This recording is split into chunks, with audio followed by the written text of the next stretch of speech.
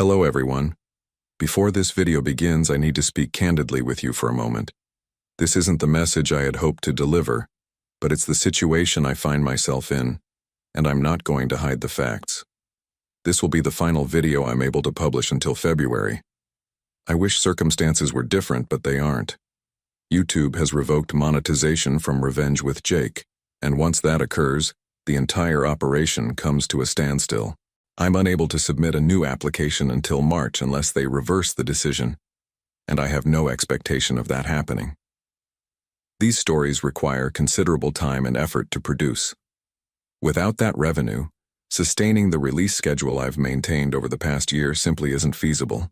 I need to step back, reassess the situation, and restructure things behind the scenes if this channel is going to have any viability going forward. And I'll be candid with you. I'm frustrated. I'm disappointed, and quite honestly, the entire situation feels unjust. I adhered to every guideline. I ensured all content was original. I took care that every detail complied with YouTube's policies. Meanwhile, I observed channels publishing recycled material, questionable content, and hastily assembled productions, and they retain their monetization without consequence. To see this channel, built from the ground up and handled with integrity, subjected to this outcome, it's difficult to accept. It feels as though operating by the rules ultimately worked to my disadvantage. However, as reluctant as I am to step away, it's necessary. I need time to reorganize the workflow, address structural issues, and rebuild this project in a manner that's genuinely sustainable. I have no intention of abandoning it. The goal is to return in February and continue developing Revenge with Jake as it was meant to be developed. If you're wondering how to support the channel during this hiatus, here's what I'd suggest. Remain subscribed and enable notifications. That's the most reliable way to ensure you're informed the moment new content resumes in February. One additional matter worth noting. Over the coming weeks, I'll be removing the existing videos as part of this transition. If there are stories you'd like to revisit, now is the time to do so. Once they're taken down, they'll remain unavailable until the rebuild is complete. I appreciate your continued presence here. I appreciate the support, the comments, and the loyalty you've shown. This community has demonstrated real integrity, and that's a significant part of why I'm committed to restoring this channel properly. For now, I hope you enjoy the final video of Revenge with Jake. And once again, thank you for being here. Let's stay close friends after we separate.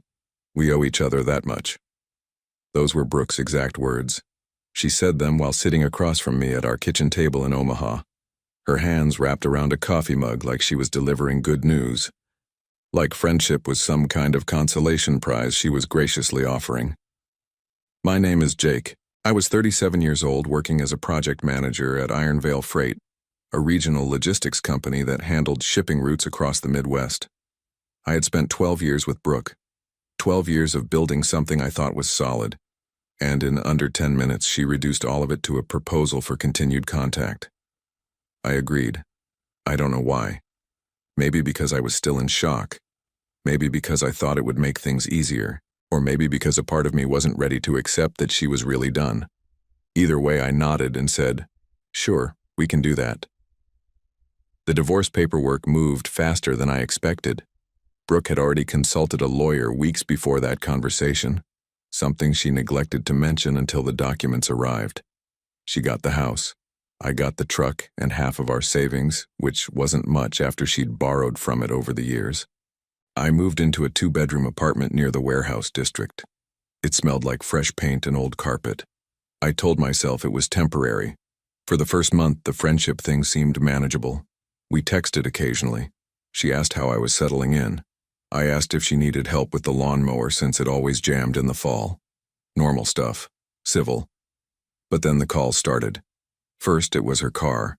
The battery died at a grocery store parking lot on a Tuesday night. She called me instead of roadside assistance. I drove 20 minutes to jump it. She thanked me with a wave and drove off before I could even put the cables away. Then, it was the water heater. Then, a problem with the back door lock. Then her laptop wouldn't connect to the printer. Each time I showed up, each time I fixed it, and each time she treated it like I was doing exactly what I was supposed to do. The last one was different. It was a Friday night, almost 11. She called crying because she'd had a fight with her sister and needed someone to talk to. I sat on my couch, still in my work boots, and listened for over an hour. When I finally hung up, I realized something. I wasn't her friend. I was her backup plan, and she hadn't even noticed the difference. Brooke and I met in our mid-20s at a trade expo downtown. She worked for a small marketing firm that was promoting some tool brand I can't even remember. I was there representing the freight company, handing out brochures no one read. We ended up at the same coffee stand during a break and talked for 40 minutes.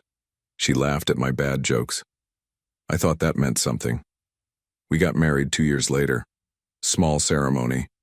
Her parents paid for most of it, which she reminded me of more than once over the years. I didn't mind at first. I figured we were building something together, so who cared who wrote which check? I worked long hours. Brooke worked when she felt like it. She bounced between jobs every year or two, always blaming management or coworkers or the toxic culture. I never pushed back. I told myself she was still figuring things out. I covered the mortgage when she was between paychecks. I paid for her car repairs, her gym memberships, her weekend trips with friends. Looking back, I can see the pattern. But when you're in it, you don't. You just keep moving forward because stopping feels like giving up. The cracks started showing about 2 years before she asked for the divorce. She stopped asking about my day, stopped laughing at my jokes, stopped pretending to be interested in anything I had to say. I chalked it up to stress, to routine, to the slow erosion that happens in any long-term relationship. But then I noticed her phone buzzing at odd hours. She started going out more, always vague about where or with whom. I asked once, and she snapped at me so hard I didn't ask again. By the time she sat me down for that let's be friends conversation, I wasn't surprised. Hurt, yes, but not surprised. What surprised me was how quickly she expected things to go back to normal, like the divorce was just a change of address, not a change of everything. One night, a few weeks after I moved out, I was eating dinner alone in my apartment when my phone buzzed. It was Brooke asking if I could swing by to help her move a dresser to the guest room. I stared at the message for a long time. Then I typed back, "I'm busy tonight." It was the first time I had said no, and for some reason, it felt like the first honest thing I had done in years. The shift didn't happen all at once. It was more like waking up slowly after years of sleepwalking. After that first no, I started paying attention to how often Brooke reached out and why. It was never just to check in. There was always an ask attached. Money for an unexpected bill. A ride to the airport because her car was in the shop. Advice on how to handle her landlord after she moved into a rental. She never called to see how I was doing. She called because she needed something. I stopped answering every time. I let calls go to voicemail. I replied to texts hours later instead of immediately. And every time I did, her tone shifted. First confusion, then irritation, then guilt trips disguised as concern. I thought we were going to stay close. She texted one night after I declined to help her assemble a bookshelf. "This doesn't feel like friendship, Jake." I read that message 3 times.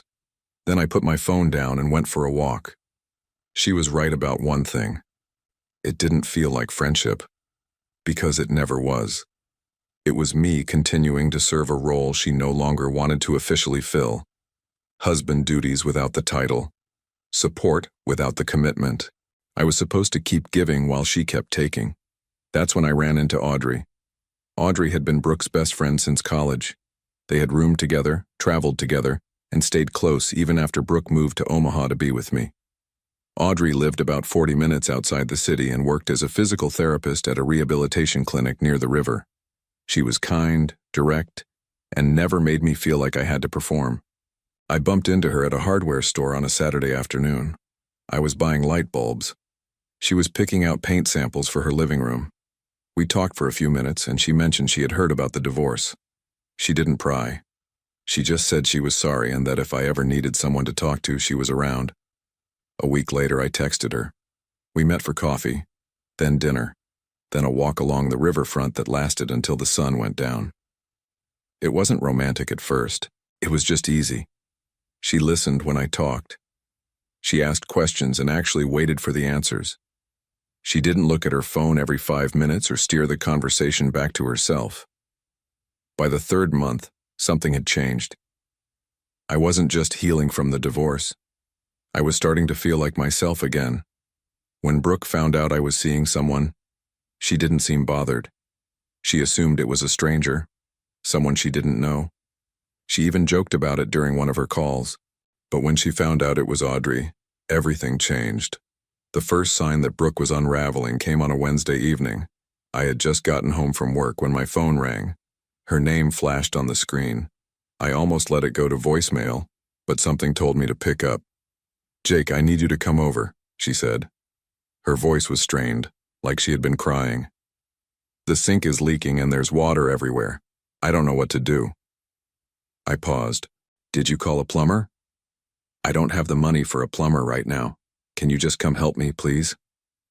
I sighed and rubbed my forehead. "Brooke, I'm not your handyman anymore. You need to call someone." There was a long silence on the other end. Then her tone shifted.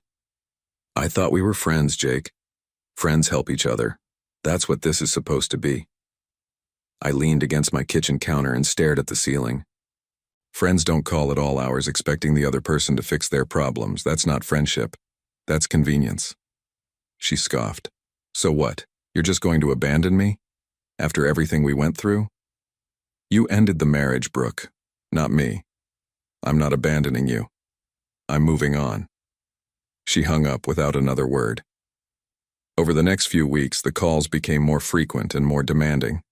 Her tone oscillated between pleading and accusatory. One night she needed money for a vet bill because her cat got sick. Another night she needed someone to talk to because her new job wasn't working out. Each time she framed it as a test of our friendship. Each time, I declined. "I don't understand what happened to you," she said during one particularly heated call. "You used to care. You used to be there for me." "I was your husband," I said. "That's why I was there. But you didn't want a husband. You wanted out. So I'm out. That doesn't mean you stop being a decent person." I let that one sit for a moment, then I said, "I am being decent, Brooke. I'm being decent to myself for the first time in years." She didn't have a response to that. The truth was, she had never considered what our separation actually meant. In her mind, the divorce was just a legal formality, a way to free herself from the title without losing the benefits. She wanted independence without accountability, freedom without consequence, and for a while I had let her have it. But not anymore. The last straw came when she showed up at my apartment unannounced one Saturday morning. She knocked on the door like she still had a right to be there. When I opened it, she pushed past me and started pacing the living room. "I need $300, she said. "My rent is due and I'm short." I stood by the door, arms crossed. "I'm not giving you money, Brooke. This is ridiculous. We were married for over a decade. You owe me." I shook my head slowly. "I don't owe you anything. The divorce settled that." She stared at me like I was a stranger, and maybe, in that moment, I was. It took me a while to understand what Brooke actually believed. She wasn't playing games. She wasn't being manipulative in the traditional sense. She genuinely thought I owed her something permanent. In her mind, 12 years of marriage created a debt that couldn't be erased. She had given me her time, her presence, her attention, and in return I was supposed to give her security, support, and stability for the rest of her life. The divorce didn't cancel that debt. It just restructured it. I realized this during a conversation with Audrey one night. We were sitting on her back porch watching the stars come out over the trees. I had just finished telling her about Brooke's latest demand, and she was quiet for a long moment. "She doesn't see you as a person," Audrey finally said. "She sees you as a resource, and resources don't get to say no." That hit me harder than I expected. Audrey had known Brooke for years. They had been close once, but over time Audrey had started pulling away. She told me about the times Brooke had borrowed money and never paid it back. The times she had canceled plans at the last minute because something better came up. The times she had made everything about herself, even when Audrey was going through something difficult. I tried to set boundaries, Audrey said, but she didn't respect them, so I stopped expecting her to. I nodded slowly. I never set any boundaries, not once. That's not your fault. You were trying to make it work. I was trying to keep the peace. That's not the same thing. Audrey reached over and took my hand. You're allowed to want more than peace, Jake. You're allowed to want happiness. That conversation changed something in me. I stopped feeling guilty for saying no. I stopped second-guessing my decisions. I stopped wondering if I was being too harsh or too cold. Brooke had made her choice. She had chosen to leave. And now, I was making mine. The next time she called, I didn't answer. The time after that, I blocked her number. It wasn't about revenge. It wasn't about hurting her. It was about finally putting myself first, something I hadn't done in over a decade. Audrey and I grew closer. We spent weekends together. We cooked meals, took drives, talked about things I hadn't talked about with anyone in years. She didn't need me to fix her problems. She didn't expect me to be her safety net. She just wanted to be with me. And for the first time in a long time, I felt like I was enough. But I knew it wouldn't last forever. Brooke would find out eventually. She always did. And when she did, the illusion of friendship would shatter completely. Brooke found out about Audrey and me through a mutual friend. Someone had seen us at a restaurant near the river holding hands across the table. Word traveled fast. She called me 17 times in 1 hour. I didn't pick up. Then she showed up at my apartment again, this time with tears streaming down her face. Audrey? She said, her voice cracking. Of all people, Jake, my best friend. I stood in the doorway, not letting her inside. She was your friend, and she's a good person. She's a traitor, and so are you. I shook my head. She didn't betray you, Brooke. She moved on, just like I did. Brooke's face twisted. You did this to hurt me. That's the only explanation. Not everything is about you, I said quietly. I met someone who treats me well. Someone who actually sees me. I'm not going to apologize for that. She stood there, trembling. Her eyes were red, her hands shaking. For a moment, I almost felt sorry for her. Almost. I gave you everything, she whispered. No, you didn't, I said. You took everything, and when there was nothing left to take, you left. She opened her mouth to respond, but nothing came out. For the first time since I had known her, Brooke was speechless. I stepped back and closed the door. Over the next few weeks, she tried everything. She called Audrey, screaming accusations and threats. Audrey blocked her without a second thought. She tried reaching out to my family, painting herself as the victim. My sister saw through it immediately. She even posted vague messages on social media about betrayal and fake friends, hoping for sympathy. But sympathy didn't come. People who knew us, who had watched our marriage crumble, started reaching out to me instead. They said they were glad I had found someone. They said they had always thought Brooke treated me poorly. They said they were proud of me for walking away. I didn't need validation, but it helped. Audrey and I kept building our life together. We moved in together by the end of the year. A small house near her clinic with a backyard big enough for a garden. I started cooking again, something I hadn't done since the early days of my marriage. I picked up woodworking on weekends. I felt like myself again. And Brooke? She faded into the background. She stopped calling, stopped showing up, stopped trying to insert herself into my life. I heard through the grapevine that she had moved to Kansas City for a new job, that she was struggling to make ends meet, that her friendships had dried up one by one, each person eventually realizing what I had realized too late. She never apologized. I never expected her to. The last time I saw Brooke was at a coffee shop downtown, almost a year after the divorce was finalized. I was there with Audrey, picking up drinks before a weekend hike. Brooke was sitting alone at a corner table, staring at her phone. She looked up as we walked in. Her face went pale. I didn't say anything. Neither did Audrey. We ordered our drinks and waited by the counter. Brooke stood up and walked over. She looked thinner than I remembered. tired. Her eyes darted between me and Audrey like she was trying to decide who to blame. "I hope you're happy," she said. Her voice was flat. I nodded once. "I am." She opened her mouth like she wanted to say something else, something cutting, something final. But she didn't. She just turned and walked out, leaving her coffee on the table. Audrey squeezed my hand. "You okay?" I watched Brooke disappear through the front door. "Yeah," I said. "I really am." That moment stayed with me for a while.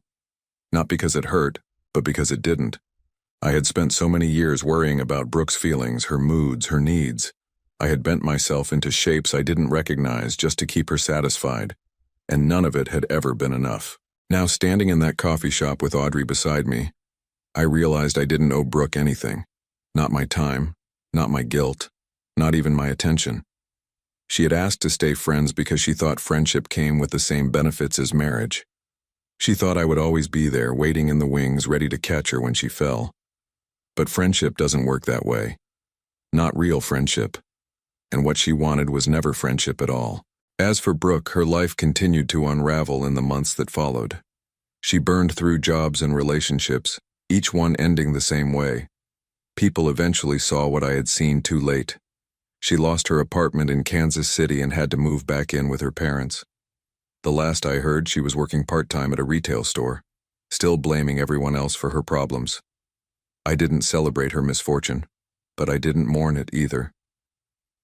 Audrey and I got engaged the following spring, a quiet proposal on her back porch under the same stars where she had first helped me see the truth. She said yes before I even finished the question. I spent 12 years giving everything I had to someone who never appreciated it, but in the end I found someone who did, and that made every hard choice worth it.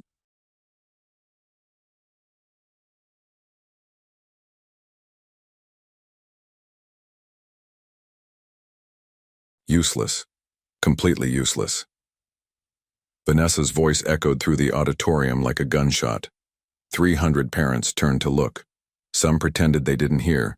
Most didn't bother pretending. My name is Rupert. I was 32 years old, standing in the back row of the Tucson Community Arts Center, holding my daughter's costume bag while my wife tore me apart in front of every parent, teacher, and child in the building. All because I forgot Ivy's ballet shoes. The shoes were in the car, 40 feet away. I'd already texted Vanessa that I was going to grab them, but she needed the audience. She always needed the audience. "One job," she continued, her voice carrying that theatrical disappointment she'd perfected over 6 years of marriage. "I asked you to do one simple thing and you couldn't even manage that. What is wrong with you?" I didn't respond. I'd learned years ago that responding only made it worse. So I stood there, absorbing it, feeling the heat climb up the back of my neck while strangers shifted uncomfortably in their seats. I worked as a Finnish carpenter. 12-hour days building custom cabinets for high-end homes across the city. My hands were calloused. My back ached most nights. I was good at my job, respected by the contractors who hired me, trusted to do quality work without supervision. But at home, I was apparently incapable of remembering a pair of pink satin shoes. Ivy appeared at the edge of the stage curtain, her small face crumpled with confusion. She was 5. She didn't understand why Mommy was yelling at Daddy in front of everyone. She just knew it felt wrong. I met her eyes and tried to smile, tried to tell her without words that everything was fine, that this was normal. But it wasn't normal. I knew that. I'd known it for a long time. I walked out to the parking lot, retrieved the shoes, and brought them backstage without saying a word. Vanessa was already there, coaching Ivy on her entrance like nothing had happened, like she hadn't just publicly dismantled me in front of 300 strangers. As I handed over the shoes, Vanessa didn't look at me, didn't thank me, just took them and waved me away like I was the help. I found my seat again and watched my daughter dance. She was beautiful, graceful in that clumsy way 5-year-olds are, her tongue poking out in concentration as she tried to remember her steps. When the recital ended, I noticed the ballet teacher standing near the side exit. She was watching me. Not with pity exactly. Something else. something that made me uncomfortable, like she'd seen something I wasn't ready to admit. Vanessa and I met at a friend's barbecue when I was 25. She was bright, confident, quick with a joke. I was quiet, steady, the kind of guy who showed up early and stayed late to help clean up. She said she liked that about me, said I was reliable. Looking back, I think reliable was just another word for controllable. The first few years were good, or at least I thought they were. We got married, bought a small house in a neighborhood with good schools, and had Ivy. I worked hard. Vanessa stayed home with the baby, which made sense at the time. She said she wanted to be present for those early years. What I didn't realize was how quickly her presence would become authority, and how quickly my role would shrink from partner to subordinate. It started small. Comments about how I loaded the dishwasher wrong. Sighs when I bought the wrong brand of milk. Eye rolls when I suggested weekend plans that didn't align with what she'd already decided. Then it got louder. She started correcting me in front of friends, laughing at my opinions, telling stories about my mistakes like they were entertainment. Rupert tried to assemble the crib himself, she'd say at dinner parties, shaking her head. I had to call my dad to come fix it. Honestly, I don't know what he'd do without me. Everyone would laugh. I'd smile along, pretending it didn't sting. But it stung. My dad worked construction for 40 years. He taught me how to build things, how to measure twice and cut once, how to take pride in a job well done. He never belittled my mom, not once. Even when they disagreed, he treated her with respect. I thought that was how marriage worked. Over time, I stopped sharing my thoughts, stopped making suggestions, stopped trying to be heard. It was easier to just agree, to nod, to disappear into the background of my own life. My sister Leah noticed. She'd ask if everything was okay, and I'd tell her it was fine. What else could I say? That my wife thought I was an idiot? That I dreaded coming home most days? Some things are too hard to admit out loud. The night of the recital wasn't the worst thing Vanessa had ever done. But something about the location, the public setting, Ivy's frightened face, the silence of all those watching parents, made it different. Maybe it was the fact that someone else finally saw it clearly. The ballet teacher's name was Claire. She'd been teaching Ivy for 8 months. Quiet, professional, patient with the kids. I didn't know much about her beyond that. But she knew something about me now, and that terrified me. After the recital, parents flooded the lobby, collecting flowers and congratulating dancers.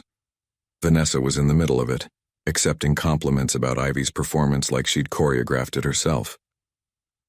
I stayed near the back, holding Ivy's costume bag, waiting to be told it was time to leave. That's when Claire approached. She moved quietly like she was trying not to startle me. "Mr. Rupert, do you have a moment?" I nodded, surprised she knew my name. She led me to a quieter corner near the water fountains. Her expression was calm, but there was something underneath it, something careful. "I saw what happened earlier," she said. "In the auditorium." I felt my shoulders tighten. It was nothing, just a misunderstanding. It wasn't nothing. Her voice was gentle but firm, and it wasn't a misunderstanding. I didn't know how to respond. No one had ever called it out before, not directly. Claire glanced toward the lobby where Vanessa was laughing with another mother. Then she looked back at me. "Can I tell you something?" I nodded again. She took a breath. "I was married to a man like that once, charming in public, different behind closed doors. It took me 8 years to realize the truth."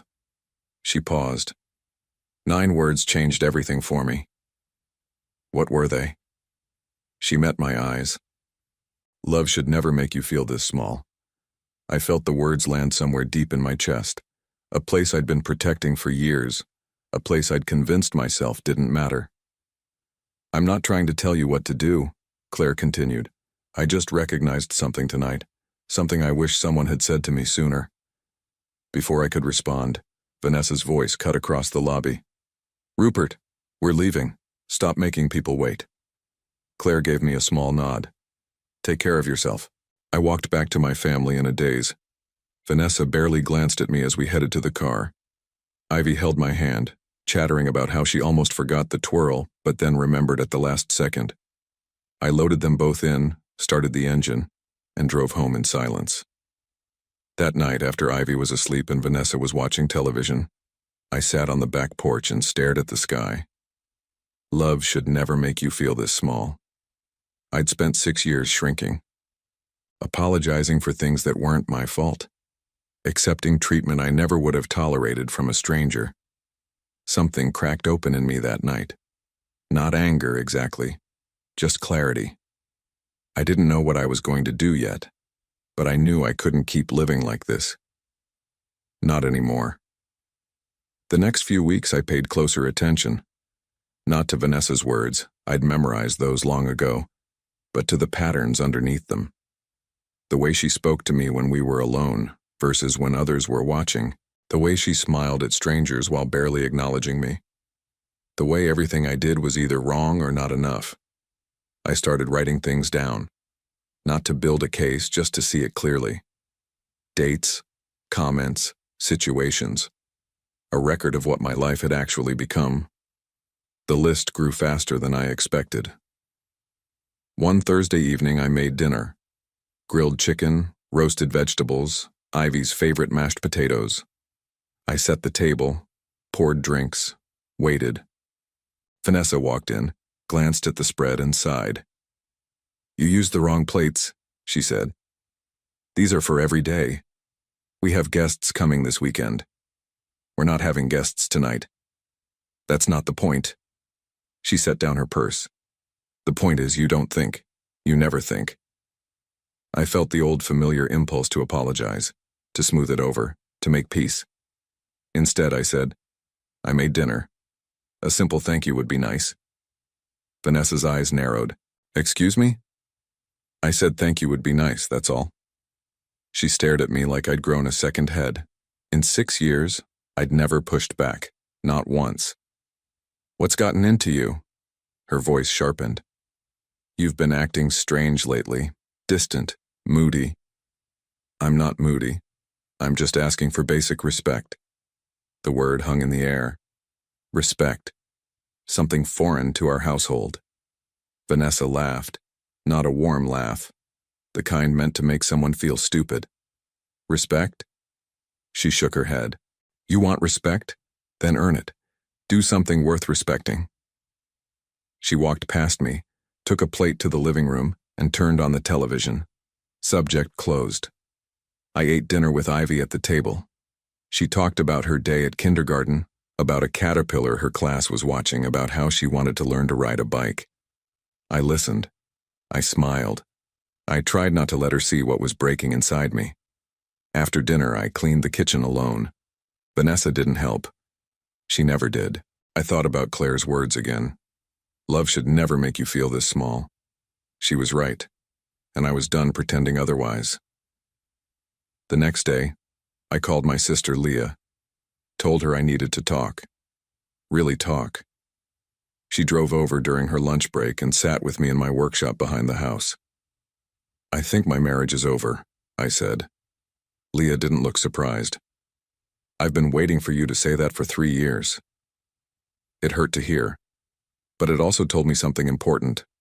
I wasn't crazy. Other people saw it too. They'd just been waiting for me to see it myself. Leah and I talked for 2 hours that afternoon. She told me things I'd refused to hear before. How our mom had noticed the way Vanessa spoke to me at family dinners.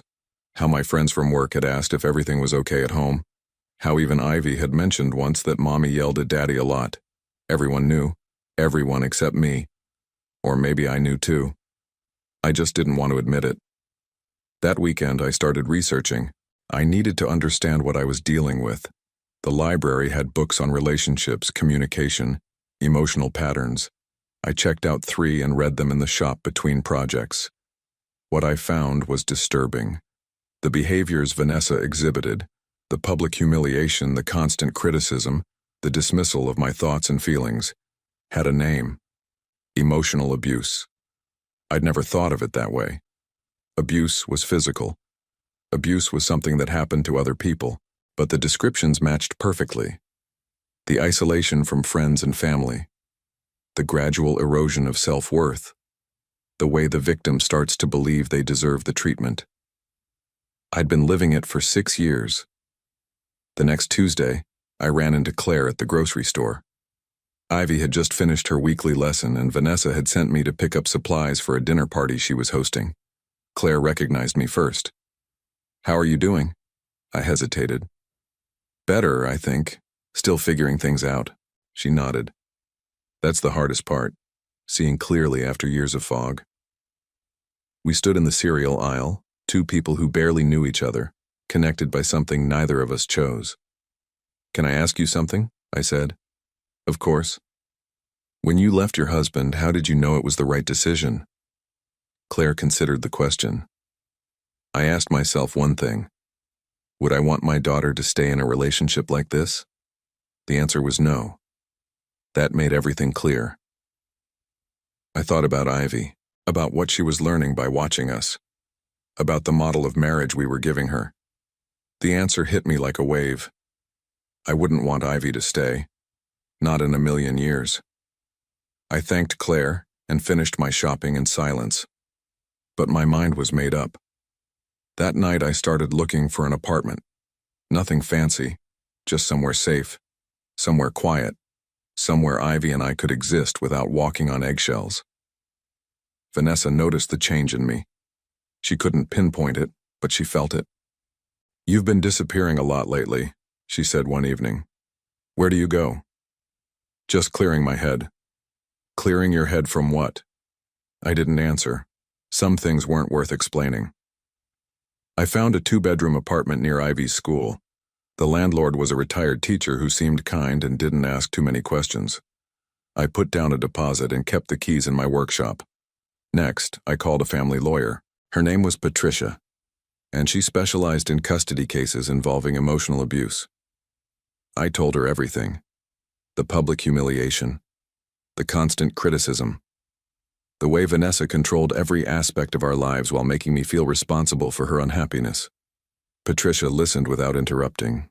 When I finished, she said, "Document everything. Dates, times, witnesses if possible. The more evidence you have, the stronger your case." I'd already started.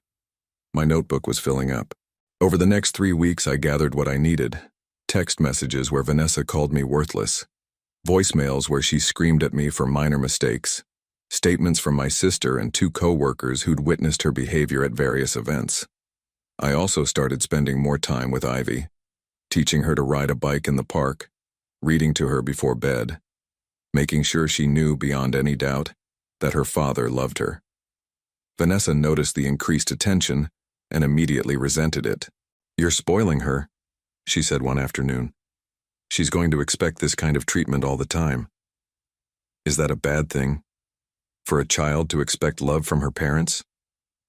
Vanessa's jaw tightened. "Don't get smart with me." But I wasn't backing down anymore. The hardest part was keeping everything hidden. Vanessa controlled the household finances. She monitored my phone. She questioned every purchase, every absence, every deviation from routine. I learned to be careful, used cash, created a separate email account, met with Patricia during lunch breaks instead of after work. It felt strange, living a double life in my own home, planning an escape while pretending everything was normal. But I thought about Ivy, about what she deserved, about the kind of father I wanted to be. One evening, Vanessa found a receipt I'd forgotten to throw away. A deposit for the apartment. Her face went pale, then red. "What is this?" I didn't lie. There was no point anymore.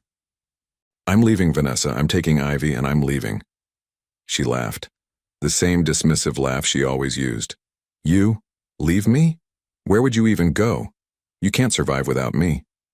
"I already found a place. I already have a lawyer." For the first time in 6 years, Vanessa had nothing to say. I walked past her, grabbed my jacket, and drove to my sister's house.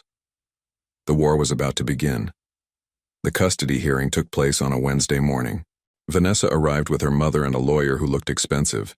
She wore a navy dress and a confident smile, clearly expecting to win. Patricia presented our case methodically. The documented incidents, the witness statements, the pattern of emotional abuse that had lasted 6 years. Vanessa's lawyer tried to paint me as unstable, a man going through some kind of crisis. But the evidence was overwhelming. The turning point came when Patricia played a voicemail Vanessa had left me 2 months earlier.